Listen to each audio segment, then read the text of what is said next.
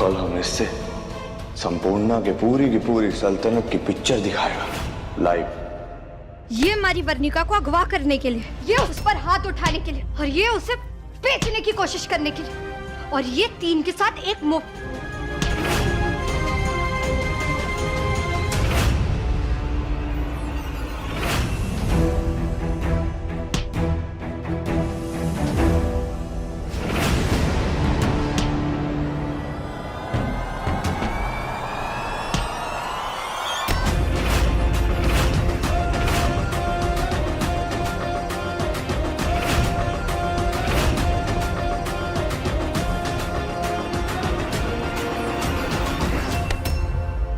मेरे रहते तुम मेरी बुलबुल का बाल भी बांका नहीं कर सकती।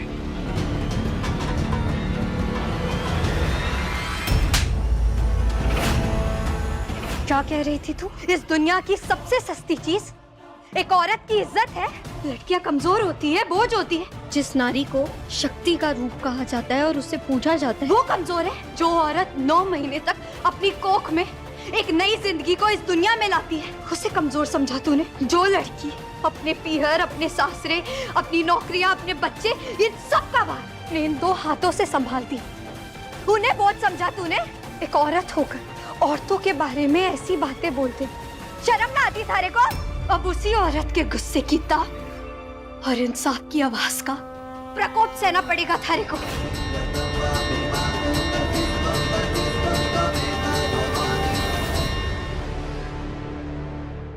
वीर ब्रो, बुलबुल भाभी एकदम टॉप क्लास काम किया है। बोले तो हीरो हीरोइन माफिक। असली हीरो तुम्हारे थानेदार सही और मैं उनकी हीरोइन। वीर प्रताप सिंह ने जो कर दिखाया है वो अभी तक कोई नहीं कर पाया। जनता की जुबान पर फिलहाल बस एक ही बात है, एक एक्स IPS ऑफिसर को देश के सबसे बड़े ह्यूमन ट्रैफिकिंग रैकेट को सबके सामने लाने पर उसकी वर्दी वापस लौटाई जानी चाहिए। रतन चौहान नाम है हमारा।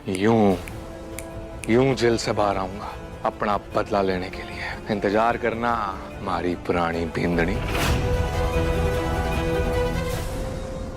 वीर जीजू ने हमें बचाने के लिए अपनी जान तक खतरे में डाल दी।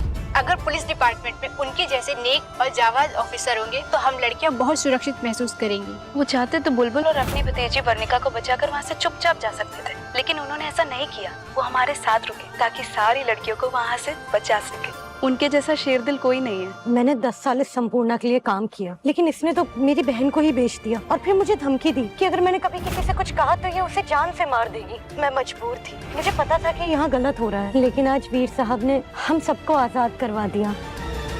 शाबाश चले, आज हर किसी की जबान पे थारा ही नाम है। चलने लगे हमारे थानेदार साहब को। अरे थानेदार साहब जैसे कोई हो ही नहीं सकता। कैसे हो सकता है? आखिर भाई किसके? मेरे।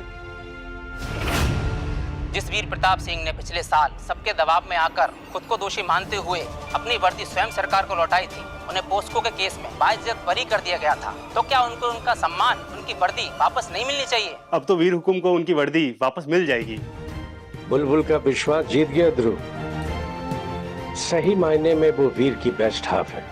उसने अपने पति पर न कभी विश्वास छोड़ा और न उसका साथ। जी सर। देखा जाए तो वीर की इतनी बड़ी जीत की बुलबुल भी हकदार है।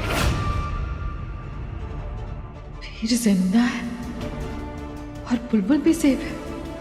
रतन और संपूर्णा जैसे महाकमीने लोगों को भी मात दे दी इन दोनों ने। अब तो मेरा बहन पक्का बचेगा। विशेष भाई, जरा दृष्टि की पर्स तो चेक करना, कहीं ये न्यूज़ सुन के उसे चक्कर ना आ जाए। वैसे माँ, आपको क्या लगता है जब वीर भाई और बुलबुल भाभी वापस आएंगे फिर दृष्टि कहाँ जाएगी? इसका क्या होगा? दृष्टि वहीं जाएगी जहाँ उसका ससुराल है, यानी कि जेल। तूने देखा नहीं वायु कि बुलबुल ने क्या हाल किया वो संपूर्णा और रतन का? क्योंकि उन्होंने वर्णिका को किडनैप किया था। और तुझे तो पता ही है ना कि वर्णिका के किडनैपिंग में दृष्टि ने भी साथ दिया था रतन का, इसलिए दृष्टि भी उतनी ही गुनहगार है। तो ये भी जेल जाएगी। बस एक बार बुलबुल आ जाए तो वो दृष्टि का क्या हाल करेगी ये दृष्टि को ही सोचने दे। अरे ओ दृष्टि, जरा अपनी चोटी संभाल, क्योंकि होने वाला है अब तेरा बुरा हाल।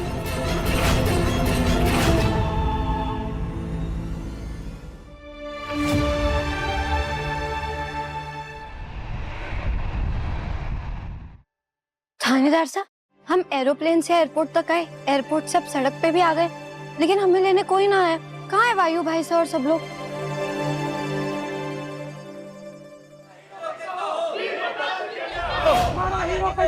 वीर प्रताप सिंह जैसा हो।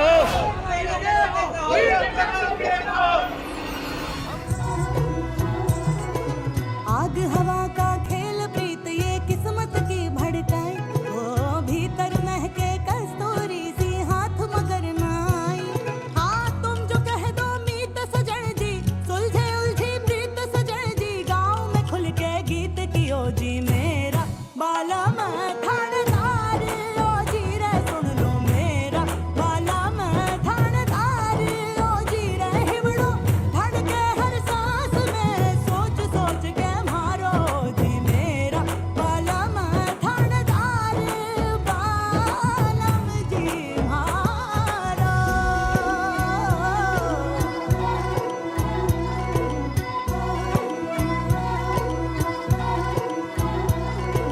प्रीत कोई ये तर्क न जाने इसकी अपनी माया, प्रीत कोई ये तर्क न जाने इसकी अपनी माया, हार जीत का फर्क न जाने इसकी अपनी माया। इश्क की ये रीत सजन जी, क्यों खड़ा है ठीठ सजन जी, लोक लाज सब भूल के गावे मेरा बाला मैं थानेदार, ओ जी रे सुन लो मेरा बाला मैं थानेदार, ओ जी रे हिमड़ो गावे हर सांस में, जोर जोर से मारो जी मेरा बाला मैं थानेदार, बालम जी मारो।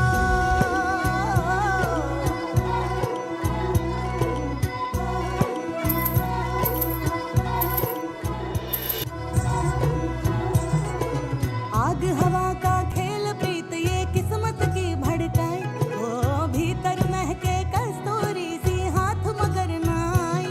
हाँ तुम जो कह दो मीत सजन जी, सुलझे उलझी प्रीत सजन जी, गाँव में खुल के गीत कियो जी मेरा बाला मैं थानेदार, ओ जी रे सुन लो मेरा बाला मैं थानेदार, ओ जी रे हिमड़ो धड़के हर सांस में, सोच सोच के मारो जी मेरा बाला मैं थानेदार, बालम जी मारो।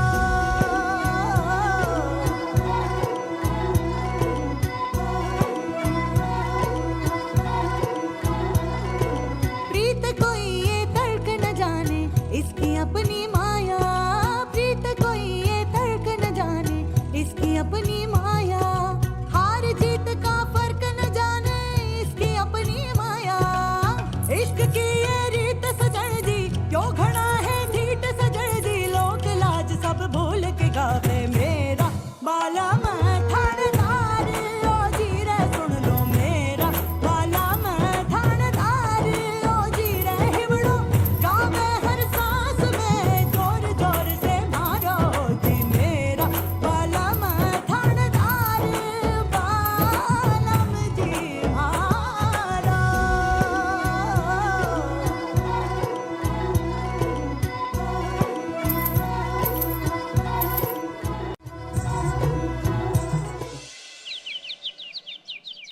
जय हिंद वीर, हमारी एयरपोर्ट पर ठीक से बात नहीं हो पाई, but by the way let me tell you something, I am really very proud of you my son. Thank you so much sir, thank you. Commissioner Baba Saheb, मैंने आपसे कहा था ना कि थानेदार साहब को बस एक मौके की जरूरत है, फिर वो सबको बता देंगे कि वो बेस्ट थे, है और हमेशा रहेंगे। कहा था, इसीलिए मेरे पास तुम दोनों के लिए एक बहुत बड़ी खुशखबरी है। सरकार ने फैसला किया है कि पेपर वर्क पूरा होते ही अगले 2-3 दिनों में वीर को उसकी वर्दी वापस मिल जाएगी। सच्ची? यस, और उसके ज्वाइनिंग से पहले हम वीर को उसकी वीरता का पुरस्कार देना चाहते हैं, और उसी फंक्शन में हम सबके सामने उसकी अमानत, उसकी इज्जत, उसकी वर्दी उसे वापस देंगे। Thank you so much sir, thank you, बहुत शुक्रिया। जय हिंद सर। जीते रहो बेटा। मैं जानती थी कि मेरे वीर का सम्मान और उसकी वर्दी एक दिन उसे जरूर वापस मिलेगी। माँ, ये सब कुछ आपके पापा और बुलबुल की वजह से हुआ। खाटू श्याम जी, आपका बहुत बहुत धन्यवाद कि आपने हमारी विनती सुन ली और थानेदार साहब को उनका सम्मान उनकी वर्दी भी वापस दिला, वापस हमारे परिवार पे ऐसी अपनी कृपा बनाए रखना। हमारी समझदार बिंदनी, हमने थारे पे विश्वास न करा, थारे पे इल्जाम लगाए, पर तू फिर भी डटी रही। बेटा मैं थारा धन्यवाद कैसे करूं, यही समझ ना पा रहा हूं मैं। बस बस अब आप लोग रोने मत लग जाना, वरना पूरे राजस्थान में ना बाढ़ आ जाएगी। अभी तो खुश होने का मौका है, थानेदार साहब वापस अपनी ड्यूटी पे जाएंगे। और देखिए हमारी भी तो अपने ससुराल में वापसी हो रही, तो इस बात पे तो हमें खुश होना चाहिए ना कि एक बार फिर हम अपने घर में साथ साथ खुशी खुशी रहेंगे। क्या बात होगी, कोई टेंशन की बात है क्या? नहीं नहीं कोई बात नहीं। मासा आप लोग हमसे कुछ छुपा रहे हैं क्या? वायु भाई साहब सब ठीक है ना?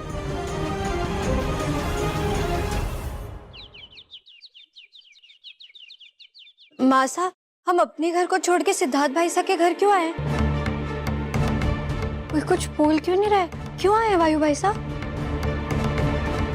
अब क्या बात है? ये बात होगी, बता। मैं जब से आया हूँ तब से देख रहा हूँ तू किसी बात में लेके परेशान है। तो अपने पत्रकार सामने ना बतावेगी। एक बात समझ ले, चाहे कितनी भी बड़ी समस्या होने दे, हम सब मिलकर सुलझा लेंगे। विश्वास है मैंने। आपने मुझ पर इतना विश्वास किया, लेकिन मैंने आपका विश्वास तोड़ दिया।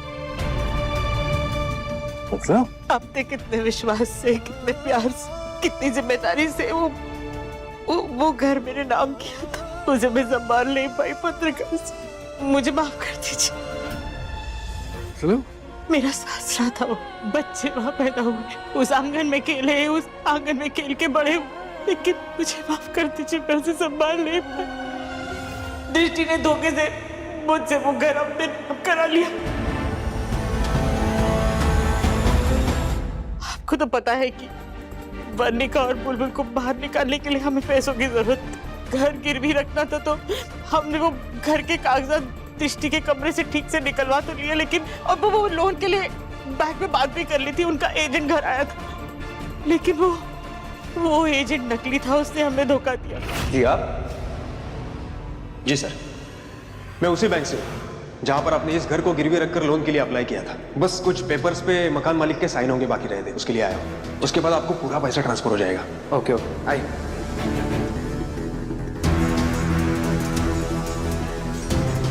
माँ ठीक है।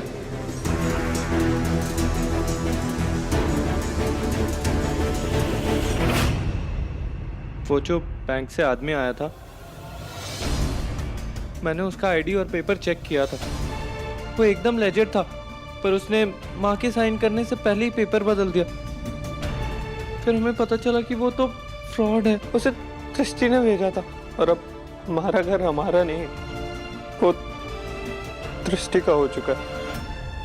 सब मेरी वजह से हो गया। अरे ना तो सब खराब कर दिया। मुझे एक बार चेक कर लेना था। थारी कोई गलती ना है बेटा। हमारा घर, हमारी खुशी बैठी है, जैसे हमारा परिवार है। और मकान का क्या है बेटा?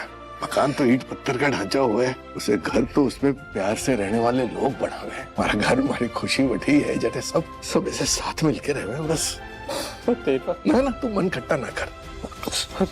जब जब मने लगता है कि दृष्टि जीजी अब इससे ज्यादा और नीचे ना गिर सकती, तब तब खाटू श्याम जी ना हमारे सर पे ऐसे टन से एक घंटी बजा देते और उनकी सच्चाई ऐसे सामने ले आते। भाई भाई साहब, इसमें आपकी कोई गलती ना है, और माँ साहब आपकी भी कोई गलती ना है।